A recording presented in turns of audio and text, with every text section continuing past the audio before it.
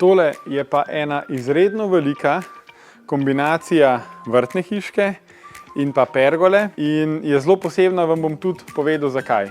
Sem na Krku in tole stoji poleg ene v bistvu vikend hiše oziroma apartmaja, ki ima tukaj zelo lepo teraso, katero smo v bistvu gradili s tem našim kubi nad streškom.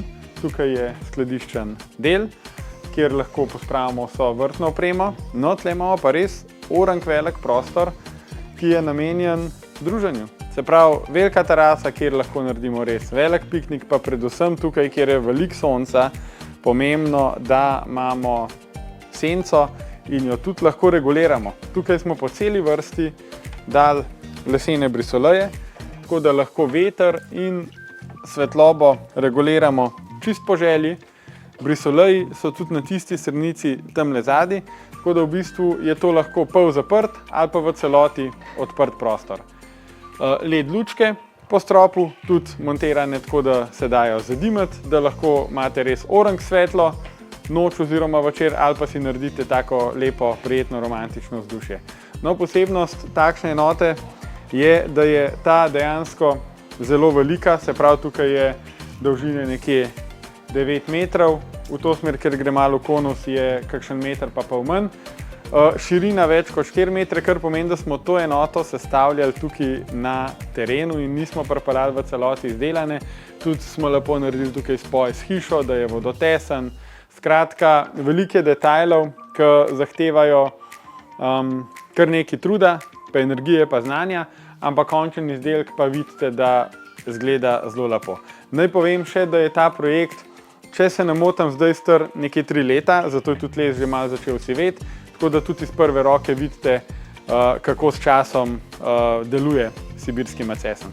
Kar se pa tiče oblike lesa, same obstojnosti in tega vidite, da je kljub ekstremno močnemu soncu, tudi na določene dni tukaj deske niso čisto nič razpokane, ohranile so vso svojo prvotno obliko, isto velja za brisoleje, ki so dejansko na 2 metra pa pol zelo na širokem razponu, kar se masivnega lesa tiče in so čisto v celoti ohranili originalno obliko. Je pa res, da gre za lepljen sibirski macesen v prvi kvaliteti, ki nam posledično tudi omogoča stabilnost.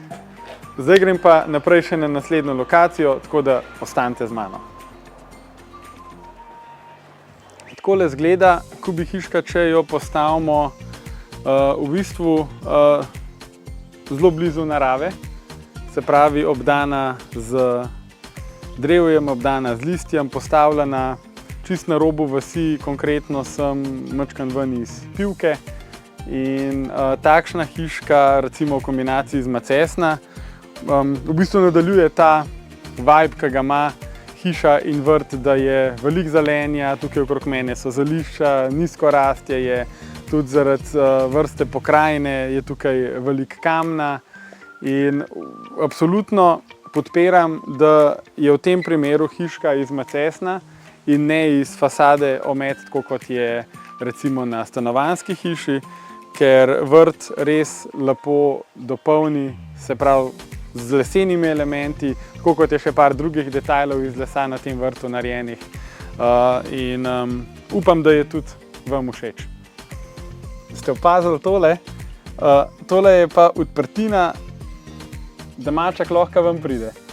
Zato, ker ima tudi muca tukaj eno tako lepo bivališče in ta hiška je namenjena tudi njej, pa je ta ključen detajl, ki smo ga tudi mi vgradili. Zdaj pa grem še na drugo lokacijo, vam pokažem še to drugo, ki ima fasado iz ometa. Se vidimo. No, tole je pa ta druga hiška, ki ima posebnost, to kar večkrat omenim, pa vam malokrat pokažem, no, ker je tale ena prvih, ki je takole res narejena fasada, ima isto barvo kot na stanovanjski hiši.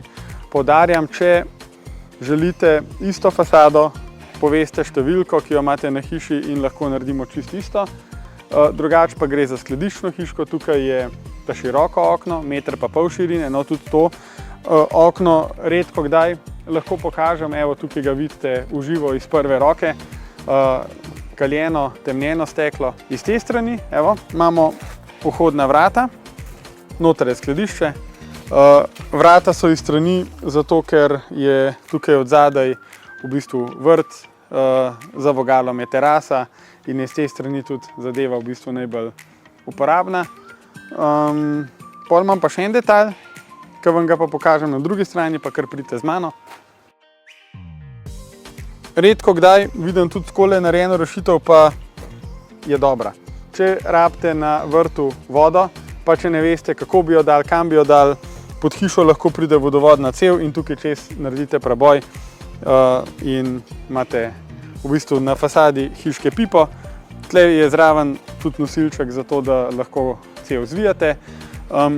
Fasada je tukaj macesen in zadaj je tudi macesen, zato ker je tukaj bila želja še po malo več naravnih materialih in se mi zdi, da tudi kombinacija na ta način zelo lepo izpade. Evo, to je to. Se vidimo naslednjič, a ne? Šivam naprej. Čau, čau.